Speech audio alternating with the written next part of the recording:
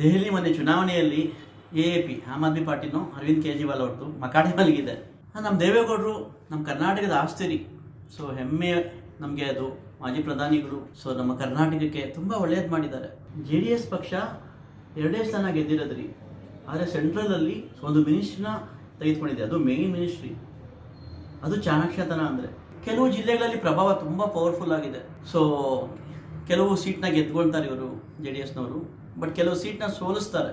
So AAP ಅತಿಯಾದ ಆತ್ಮವಿಶ್ವಾಸ, ಅಹಂಕಾರ ಅಂತ ಹೇಳ್ಬೋದು, ಅಥವಾ ಕಾಂಗ್ರೆಸ್ ಅವ್ರನ್ನ ಸೊ ತನ್ನತ್ತ ಸೆಳ್ಕೊಂಡಿದ್ರೆ, ತಾನು ಹೇಳೋ ಥರ ಮಾಡ್ಕೊಂಡಿದ್ರೆ, ಮಾತಾಡಿದರೆ ಕುತ್ಕೊಂಡು, ಸೊ ಈ ಪರಿ ಡ್ಯಾಮೇಜ್ ಆಗ್ತಿರಲಿಲ್ಲ. 100ಕ್ಕೆ 100 ಭಾಗ AAP ದೆಹಲಿಯಲ್ಲಿ ಆಡಳಿತ ನಡೆಸ್ತಾ ಇತ್ತು. ಓವರ್ ಕಾನ್ಫಿಡೆನ್ಸ್, ಅಹಂಕಾರ, ನಾನೇ ಗ್ರೇಟು ಅನ್ನೋ ಹುಂಬತನದಿಂದ AAP ಸೋತಿದೆ.